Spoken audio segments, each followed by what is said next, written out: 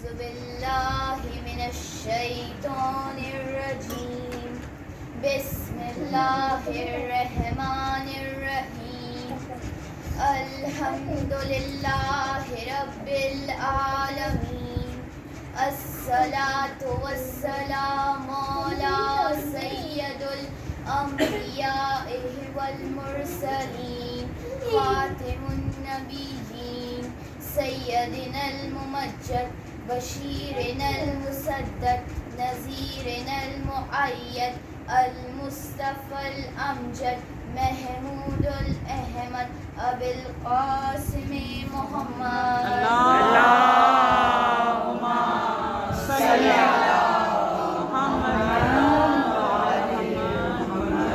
إنما يريد الله ليذهب عنكم الرجس أهل البيت ويطهركم تطهيرا صل على کرم ہے چارہ معصومین کا اور خصوصی صدقہ ہے شہزادی کونین بنت جناب رسول ثقلین مادر حسنین طاہرہ راضیہ مرثیہ انسیہ عذرا بیوی فاطمۃ الزہرا سلام اللہ علیہا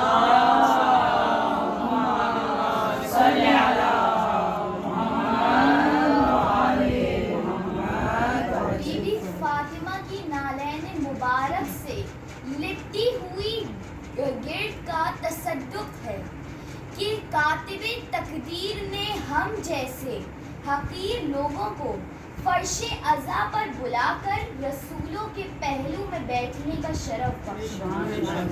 اس کا لاکھ لاکھ شکر ہے اس پروردگار عالم کا جو ہمیں 70 ماہوں سے زیادہ چاہتا ہے کہ اس نے ہمارے دلوں پر محمد، دھڑکنوں پر علی، بازوؤں پر عباس اور سینوں پر حسین لکھا. اس کا لاکھ لاکھ شکر ہے کہ اس نے ہماری آنکھوں کے اندھے کنویں کو یوسف اشک عزا عطا فرمایا اور ایسے یوسف کہ جس کی جگہ مصر کا بازار نہیں زہرا کا رومال. یہ وہ احسانات عظیم ہے کہ اگر ہم عمر بھر بھی شکر ادا کریں گے تو حق پہ شکر ادا نہیں ہو سکتا. یہ مجلس اس مظلومہ بیوی کے لیے برپا ہوئی ہے کہ جس کی عشق کی آگ غلاموں کے دل میں کبھی ٹھنڈی نہیں. فرش عزا قبولیت دعا کی معراج ہے. فرش عزا قبولیت دعا کا مرکز ہے. اللہ اپنے بندوں کو حکم دے رہا ہے کہ میرے بندوں آؤ میری بارگاہ میں، مجھ سے گفتگو کرو، مجھ سے دعا کرو، مجھ سے سوال کرو، میری سرکار میں آؤ. آؤ تو صحیح، دامن دل پھیلاؤ تو صحیح، کشکول عبادت کشکول دل بڑھاؤ تو صحیح، زنبیل تمنا دراز تو کرو، آؤ تو صحیح، سوال تو کرو. اچھا دن نکلا ہے، اجالے پھیلے ہیں، غیرت دار ہو، ہاتھ پھیلانے میں شرم آتی ہے. کوئی مسئلہ نہیں، میں نے شب بھی بنائی، میں نے پردہ شب بھی بنائی ہے. جب ساری دنیا سو جائے، جب ساری دنیا سو جائے تب تم میرے پاس آنا، کیونکہ نیند تو واحد دنیا کو آتی ہے. نہ مجھے نیند آتی ہے نہ اونگ آتی ہے. اور مجھے نیند کیوں نہیں آتی؟ مجھے نیند اس لیے نہیں آتی کہ مجھے فخر ہے کہ میں علی جیسے بندے کا خدا. مجھے اس بات کا فخر ہے کہ میرا ایک ایسا بندہ بھی ہے جس کا نام علی ہے. صلوات دیجیے. اللهم صل على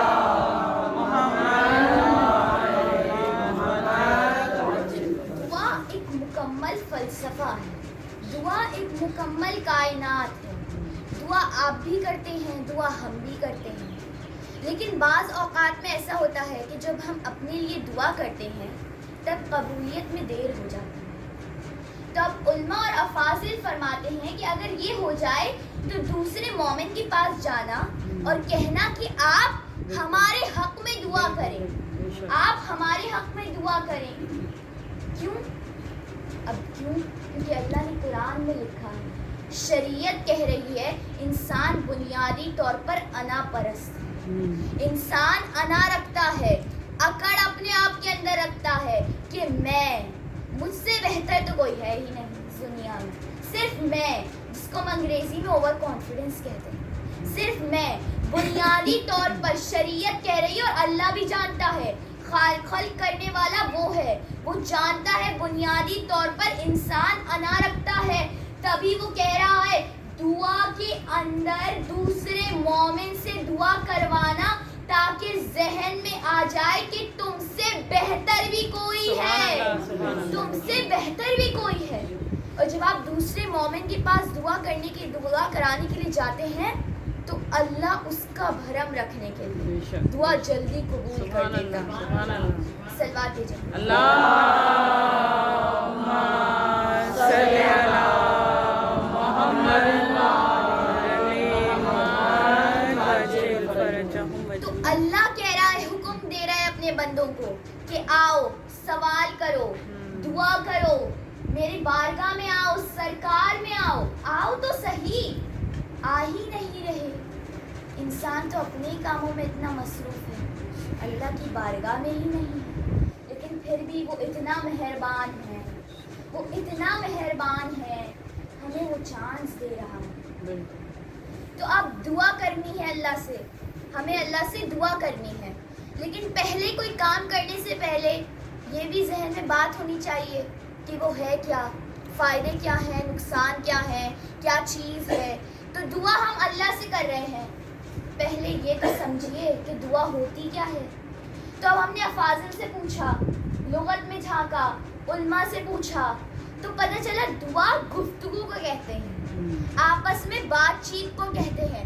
تو اللہ کہہ رہا ہے تم مجھ سے بات چیت کرو، میں تمہارا خالق ہوں، مجھ سے بہتر تمہیں کوئی نہیں جانتا، میں تمہارا خالق ہوں، مجھ سے باتیں کرو. اور جب تم مجھ سے باتیں کرو گے کبھی میں قرآن کھولوں گا، کبھی تلاوت قرآن کرنے کی توفیق عطا فرما. تم دعا تو کرو، سوال تو کرو. مومنات، ہم آل محمد کے در کے بھکاری ہیں. ہمیں بچپن سے بتایا جاتا ہے کہ ایسے کرنا ہے، ایسے نہیں، ایسے بیٹھنا ہے، ایسے نہیں، ایسے دوسروں سے بات کرنی ہے، ایسے نہیں. اب آپ سب کو اپنا بچپنا یاد آ گیا ہوگا. ہمارے والدین نے ہمیں تربیت دی ہے، بیٹا ایسے کرنا ہے، ایسے نہیں، ایسے بولنا ہے، ایسے نہیں، بڑوں سے ایسے بولنا ہے، تمیز کے ساتھ پیش آنا ہے، برابر والوں سے ایسے بولنا ہے، چھوٹے جو آپ سے ہیں ایسے بولنا ہے. تو اب میں اپنے انداز میں کہوں تو اتنا سا بچہ ہے جو ابھی بولنا سیکھا ہے اور ماں باپ بتا رہے ہیں ایسے نہیں، ایسے، ایسے نہیں، ایسے. اتنا سا بچہ ہے جو ابھی توتلا بھی ہے کیونکہ ابھی بولنا سیکھا ہے. لیکن اس کی وجہ ہے کیونکہ بولے گا بچہ پکڑے جائیں گے والدین، بولے گا بچہ اور تربیت ماں باپ کی دیکھی جائے گی. تو اب یہ طے ہو گیا کہ بچہ ماں باپ کی زبان بولتا ہے. تو اب مجھے بس انصاف سے بتائیے گا کہ حضرت ابو طالب کی زبان کا پھر معیار کیا ہوگا؟ سبحان اللہ. کہ جب ان کا بیٹا کعبے میں آیا تو کبھی انجیل پڑھے، تو کبھی زبور پڑھے، کبھی توریت پڑھے، تو کبھی قرآن پڑھے. صلوات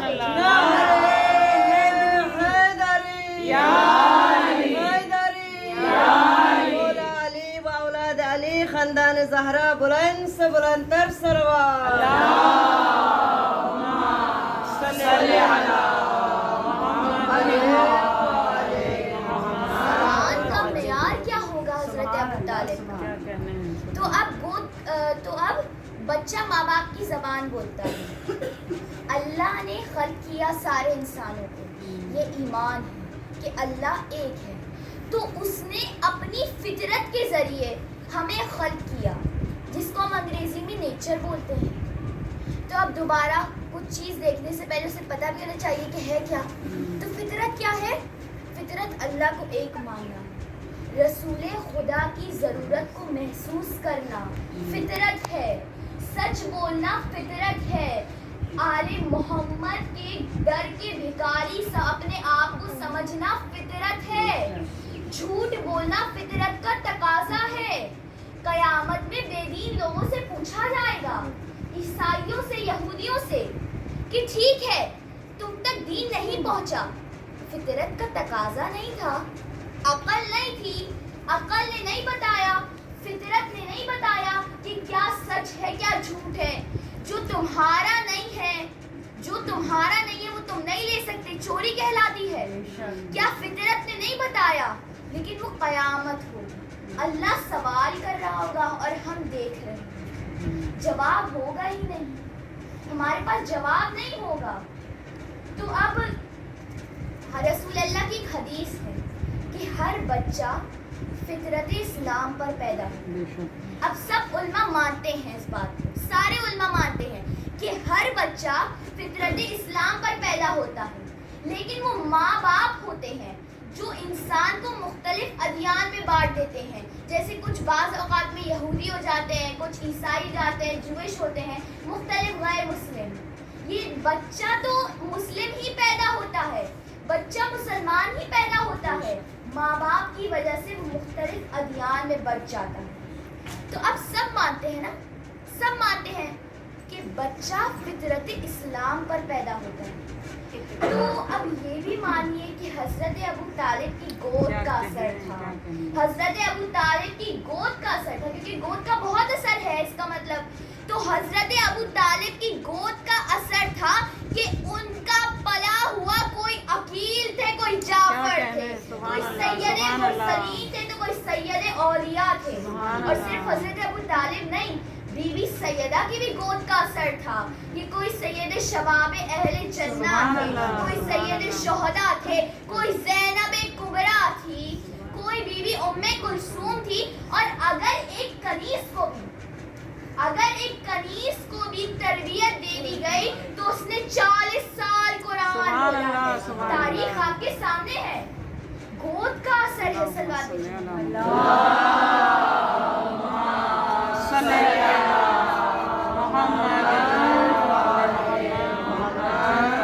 گود کا بہت اثر ہوتا ہے۔ تو اللہ نے ہر کسی کو، ہر ایک بچے کو فطرت دین پر پیدا کیا، فطرت اسلام پر پیدا کیا۔ تو اب کوئی ہمارے 5 امام جعفر صادق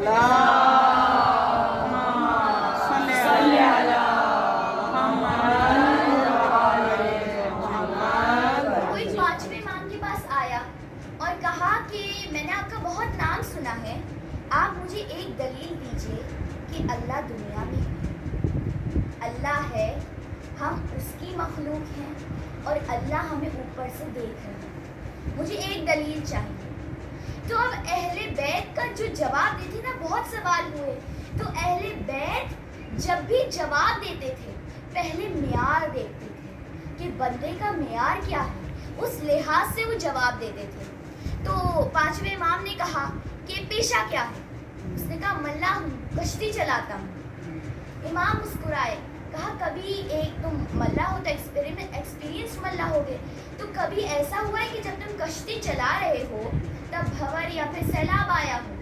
اب وہ حیرانی سے دیکھنے لگا، تو کہا جی مولا ہوا ہے، ایکسپیرینس سیلر ہوں، ملا ہوں، تو 1 سال میں 2-3 مرتبہ تو ہو ہی جاتا ہے۔ تو امام جعفر صادق مسکرائے اور کہا کہ جب تمہاری کشتی ڈوب رہی ہو تب تمہیں کبھی ایسا احساس ہوا ہے کہ اندر سے، دل کی گہرائیوں کے اندر تمہیں کبھی ایسا محسوس ہوا ہے کہ کوئی ہے بچا لے گا، وہ ہے، وہ مجھے بچا لے گا، نہیں بچنا ہوگا تو تقدیر میں لکھا، وہ بچا لے گا۔ اب وہ حیرانی سے مولا کو دیکھنے لگا، کہا ہاں ہوا ہے، کہا وہ احساس نا، وہ اللہ، وہ اللہ تمہارا مالک ہے، تمہاری جان کا مالک ہے، وہ جب چاہے تمہیں اوپر لے سکتا ہے، جب چاہے تمہیں پیدا کر سکتا ہے، جب چاہے تمہیں کوئی بھی غضب میں ڈال سکتا ہے۔ اب ایک اور مثال، ایک بہت ہی بڑا طبیب تھا یونان کا، وہ آیا 5ویں امام کے پاس اور کہا کہ اب آپ مجھے دلیل دیجیے کہ اللہ ہے۔ اس نے بھی وہی سوال کیا. تو اب وہ یونان کا بہت بڑا طبیب تھا, وہ یونان سے آیا تھا. تو مولا نے دوبارہ پوچھا پیشہ کیا ہے؟ اس نے کہا طبیب ہوں, بہت بڑا طبیب ہوں یونان کا. اور مولا نے کہا کہ ایکسپیریمنٹ جو آج کل ڈاکٹرز کرتے ہیں, آج بھی کرتے ہیں, ایکسپیریمنٹ کس پہ کرتے ہوتے ہیں؟ تو اس نے کہا جانوروں پہ. آج بھی جانوروں پہ ہی ایکسپیریمنٹ ہوتے ہیں. کوئی دوا نکالنی ہو, کوئی علاج, مرض کا علاج کرنا ہو, جانوروں پہ ہی ایکسپیریمنٹ ہوتے ہیں. تو اس نے بھی کہا کہ ہاں جانوروں پہ ایکسپیریمنٹ کرتا ہوں. مولا مسکرائے اور ایک پل بھر کا بھی نا صبر نہیں کیا, فوراً بولا کہیں وہ نہ سمجھے کہ جواب نہیں آتا مولا. تو اب مولا نے بولا کہ تم نے جتنے بھی جانور دیکھے ہیں, تم جو انڈے دیتے ہیں, تم نے انڈے دیکھے ہیں جانوروں کے؟ اس نے کہا ہاں دیکھے ہیں. تو مولا کہتے ہیں کہ تم نے غور سے دیکھا ہوگا کہ سارے جانوروں کے انڈے ایک ہی شکل کے ہوتے ہیں. اندر سے سفیدی اور زردی ہوتی ہے, باہر سے شیل اور جیل ہوتا ہے. اس نے کہا لیکن پھر مولا کہتے ہیں لیکن جب بچہ نکلتا ہے تو وہ مختلف قسم کا نکلتا ہے. کوئی مور نکلتا ہے جو رنگ برنگے پر کے ساتھ ہوتا ہے, کوئی کبوتر ہوتا ہے تو کوئی چوزا ہوتا ہے, مختلف نکلتے ہیں. کہا جی مولا دیکھا ہے. کہا وہ پروردگارہ ہے, وہ جو چاہے کر سکتا ہے. نعرہ رسالہ یا رسول اللہ, رسالہ یا رسول اللہ, نعرہ حیدری یا علی, حیدری یا علی. درود امام محمد باقر, بلند سے بلند تر صلوات. صلی علی یہ وہ اللہ ہے کہ ایک ہی دکھنے والے انڈے کو اس کے اندر سے وہ مختلف قسم کے جانور نکالتا ہے. اب وہ طبیب حیرانی سے مولا کو دیکھنے لگا. کہا میں اتنا ایکسپیرینس طبیب اور میرا تو کام ہی یہی ہے, آپ کون ہیں, آپ کو یہ کیسے پتا, آپ کا تو کام ہی نہیں. مولا مسکرائے. کہا وہ جو پروردگار ہے نا, اس نے اپنے عوام کے لیے, امت کے لیے مجھے حجت بنا کر بھیجا. میں حجت خدا ہوں, میں لوگوں کو توحید کی طرف بلانے کے لیے آیا ہوں. اللہ نے, میں ان کا چنا ہوا بندہ ہوں. صلوات بھیجیں. اللہم صلی علی محمد. اسی پروردگار نے 4 آسمانی کتابیں نازل کی, ان میں سے ایک قرآن مجید. اور اس عظیم کتاب قرآن مجید کے اندر اللہ پروردگار عالم نے 6 مرتبہ لفظ سکینہ استعمال کیا. وہی سکینہ کہ جس کو حسین نے نماز شب میں مانگا تھا کہ پروردگارا ایک سینے پہ سونے والی بچی چاہیے, اور نام کیا رکھوں گا؟ نام سکینہ رکھوں گا, میری تسکین کا سبب بنے گی. یہی سکینہ ہم سمجھتے ہیں کہ بی بی زینب فاتح شام ہے, بی بی سکینہ بھی فاتح شام ہے. قصر یزید میں 3 بیویوں کا مکالمہ 3 بیویوں سے ہوا, اور دربار یزید میں بی بی زینب اور چوتھے امام نے خطبہ دیا. تو 3 بیویوں کا 3 بیویوں سے مکالمہ ہوا قصر یزید میں. یزید کی بہن ہند جس کا نام تھا, اس کا مکالمہ امام کی بہن بی بی ام کلثوم سے. اور یہاں میں آپ کو بتاتی چلوں کہ یزید کی بہن اور یزید کی زوجہ دونوں کا نام ہند تھا. تو اب وہ آئے تو ان کا مکالمہ ہوا. یزید کی زوجہ جس کا نام ہند تھا, یزید کی زوجہ جس کا نام ہند تھا, اس کا مکالمہ بی بی ام رباب سے ہوا.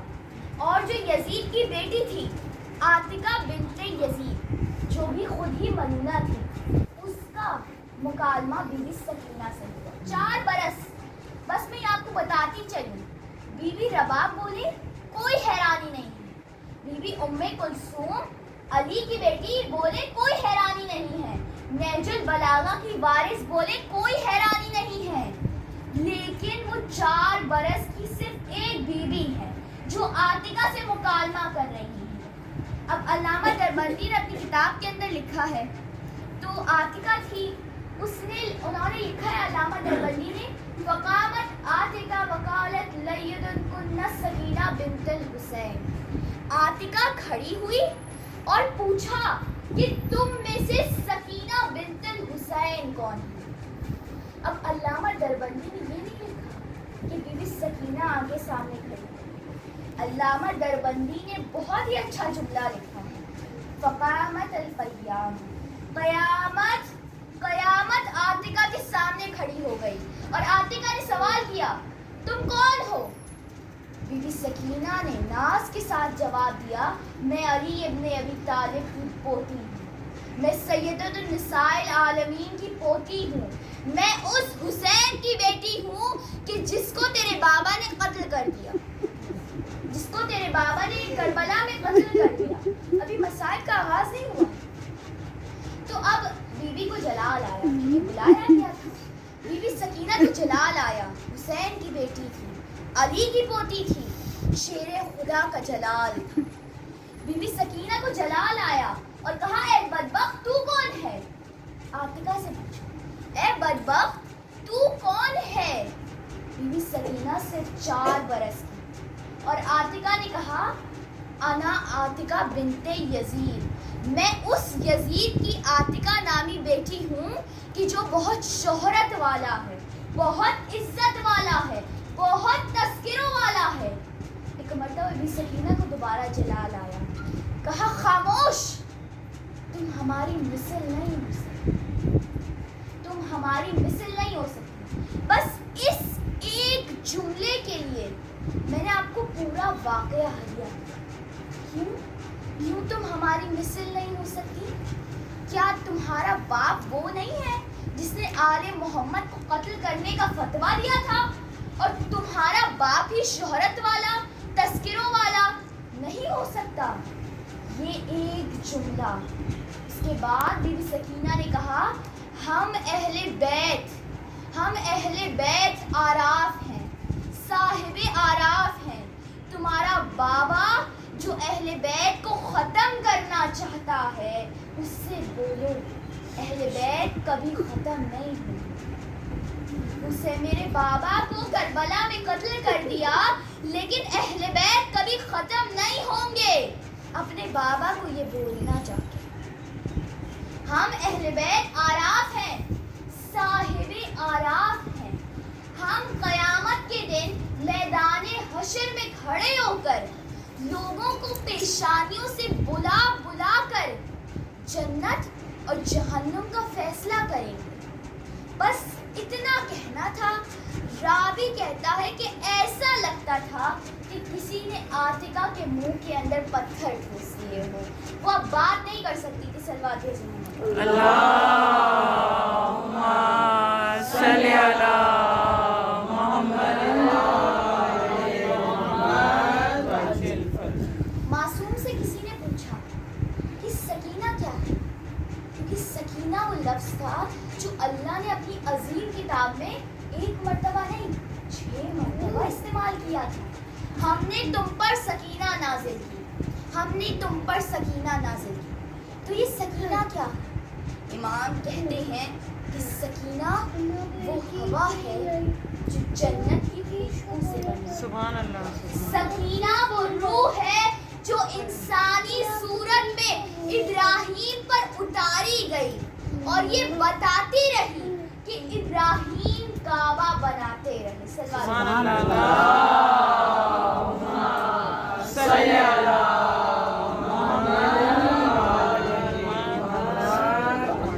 अक्सरियत इस बीवी और उतने ही मसाइल भी इस बीवी। आपको रोने पर कोई पाबंदी नहीं, आपको मातम करने पर कोई पाबंदी नहीं, लेकिन हाय वो शाम की बीवियां रोती थी तो ताज़ियाने पढ़ते थे। सकीना बाबा को नहीं रो सकती थी, शिब्र तमाचे मारता था। सकीना बाबा का कटा हुआ सर देखती थी, कटा हुआ सर देखती। शामे गरीबा में जब बीबी सकीना को तमाचे पड़े ना शिविर से, ٹھنڈی ایک آواز امو امو سکینہ کو تماچے پڑ رہے ہیں. امو سکینہ کو تماچے پڑے اور اتنے تماچے پڑے میری گھوڑی پر. آپ نے کبھی سنا ہے کہ 3 سے 4 برس کی بچیاں بے ہوش ہو گئی ہوں؟ نہیں, کبھی نہیں سنا. انہیں پتہ ہی نہیں ہوتا کہ کیا ہو رہا. لیکن ہائے وہ سکینہ, پتہ نہیں شام غریبہ میں کتنے ظلم اٹھائے کہ بے ہوش ہو گئی. ایک مرتبہ ساری بیویوں نے ماتم شروع کیا, آنسو بہنے لگے, آنسو پیشانی پر پڑے, بیوی کو ہوش آ گئی. پانی آیا, مجھے نہیں پتا کہاں سے پانی آیا, لیکن پانی آیا اور بی بی زینب نے سب سے پہلے پانی سکینہ کو دیا. ایک مرتبہ سکینہ نے کوزہ ننھے ہاتھوں میں لیا اور پھر پھوپھی اماں کو دے دیا. کہا پھوپھی اماں, آپ نے سب سے پہلے پانی مجھے کیوں دیا؟ بی بی زینب کہتی ہے کہ بیٹا تم سب سے چھوٹی ہو, اس لیے تمہیں پہلے پانی دیا. ایک مرتبہ یہ سننا تھا بی بی سکینہ نہ مقتل میں اتر گئی. ایک مرتبہ بی بی زینب کہتی ہے بیٹی کہاں جا رہی ہو, بیٹی کہاں جا رہی ہو؟ بی بی سکینہ پلٹ کے کہتی ہے پھوپھی اماں, آپ نے ہی تو کہا تھا میں سب سے چھوٹی ہوں, میں سب سے چھوٹی ہوں, اس لیے آپ نے پانی مجھے دیا ہے. لیکن آپ کو پتا ہے مجھ سے چھوٹا میرا بھیا علی اصغر ہے, میرا بھیا علی اصغر ہے, میں اسے پانی پلانے جا رہی ہوں. آزاداروں, اتنی نرمی سے شہزادی تھی اور گلے میں رسن تھی. کسی نے امام زین العابدین سے پوچھا 40 سال روئے ہیں میرے امام اور اتنا کہتے ہیں کہ منہال میں کربلا بھول سکتا ہوں, لیکن میں شام نہیں بھول سکتا.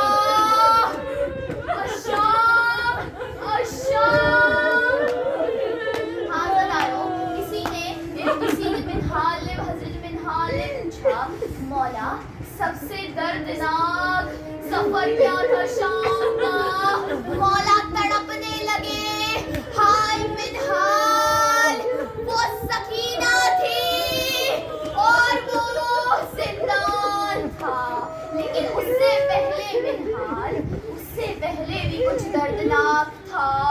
جب دربار میں گئے تھے اور کرسی پہ بیٹھے ہوئے شخص نے سکینہ کی طرف اشارہ کر کے کہا تھا, سکینہ بھیا کے پیچھے چھپ گئی. کہا بھیا میں نہیں جا رہی. کہا بھیا مجھے اتنا بتایا گیا تھا کہ اسیر بنائے جائیں گے, لیکن اتنا نہیں بتایا گیا تھا کہ کنیزی میں مانگے جائیں گے. ہائے وہ غربت سید سجاد تھی.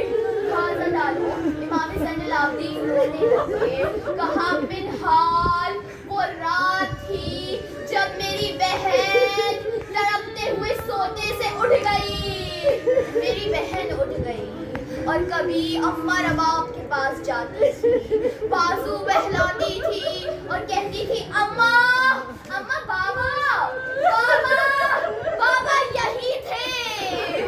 اماں کبھی مولا زین العابدین کے پاس جاتی تھی, کہتی تھی بھیا بابا یہی تھے, ابھی یہی تھے, اور کہہ رہے تھے سکینہ میں تمہیں لینے آیا ہوں, سکینہ میں تمہیں لینے آیا ہوں. بی بی سکینہ سید سجاد سے کہتی ہے بھیا آج میں بابا کے ساتھ ہی جاؤں گی. میرا سلام ہو اس رباب پر کہ جس نے دونوں اپنی کمائیاں حسین پر قربان کر دی. ایک وہ 6 ماہ کا علی اصغر تھا جس کے گلے میں حرملہ کا تیر لگا تھا, اور ایک وہ سکینہ تھی کہ زندان میں ہی شہید ہو گئی. آزاداروں, ایک مرتبہ یزید کے آرام میں خلل آیا. یزید نے غصے سے کہا کیا ہوا؟ کسی نے آ کر کہا حسین کی بیٹی بابا بابا کر رہی ہے. یزید نے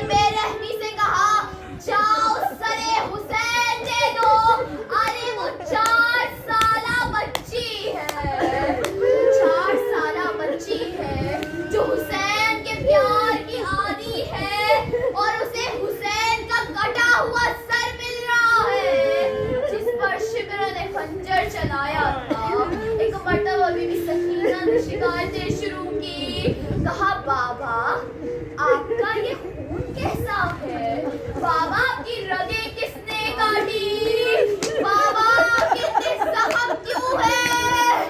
बाबा आपके बाद शिमर ने मुझे तमाचे मारे, मैंने हर तमाचे पे अम्मू को बुलाया, मैंने हर तमाचे पे अम्मू को बुलाया।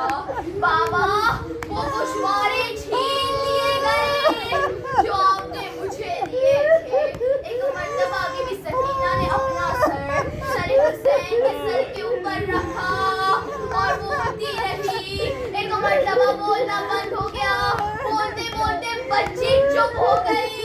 इमाम ज़ैनुल आबिदीन आगे बढ़ी। एक मर्तबा रो के कहते हैं कभी अम्मा को संभाले, और बस एक नन्ना सा जुमला कहा, इन्ना लिल्लाह व इन्ना इलैहि राजिऊन। शामे वलीमा में जब चलते हुए हाईवे से बीमार सज्जाद को लाया गया तो कैसे लाया गया? वो ज़ैनब से पूछा, कैसे कमर हिलाकर सज्जाद को चलते हुए हाईवे से बाहर लेके आई थी मेरी बीवी। हाँ सदारुआ, बीवी ज़ईफ़ हो गई थी बीवी ज़ैनब। लेकिन इमाम सज्जाद के ऊपर एक और बड़ा जुल्म था कि नन्ही सी कब्र अपनी बहन के लिए बनाना। एक नन्ही सी कब्र अपनी बहन के लिए बनाना। जब हाँ ज़दारों, जब रिहाई मिल गई ना अहले बैत को, तो एक मर्तबा बीबी ज़ैनब ने कहा, सज्जाद मैंने सारी बीवियां देखी, बस रबाब नहीं, सज्जाद मुझे रबाब नहीं मिल रही। एक मर्तबा इमाम सज्जाद तड़प गए, कहा फूफी अम्मा मुझे पता है मेरी अम्मा कहाँ है। एक मर्तबा इमाम सज्जाद और बीबी ज़ैनब शाम के दरबार में गए और फिर एक मोड़ लिया। बीबी ज़ैनब देखने लगी, सज्जाद ये तो जिंदान का रास्ता है। सज्जाद तुम जिंदान में क्यों लेके जा रहे हो? एक मर्तबा इमाम सज्जाद जैसे जिंदान के अंदर दाखिल हुए, देखा उम्मे रबाब सकीना की कब्र से लिपटी है। कहती है सकीना, बड़ी आस थी कि मैं मदीना वापस देखूंगी। रबाब सकीना आ जाओ, हम मदीने जा रहे हैं बेटी। हाँ ज़दारो, दिल खोल के पुरसा देना, यहाँ सकीना बैठी होगी, रबाब बैठी होंगी, अब्बास बैठे होंगे, जिसने अपनी भतीजी के तमाचे देखे। हाँ ज़दारो, एक मर्तबा बीबी रबाब को मनाने के लिए बहुत कोशिशें की गई कि अम्मा काफिला जा रहा है, अम्मा आ जाए, लेकिन रबाब नहीं चाहती, बस एक सवाल करती, सज्जाद मुझे बस इतना बताओ, मैं मदीने चली गई, मेरा मदीने में कौन है? मेरा वाली, मेरा बेटा करबला में है, मेरी बच्ची जिंदान में है। सज्जाद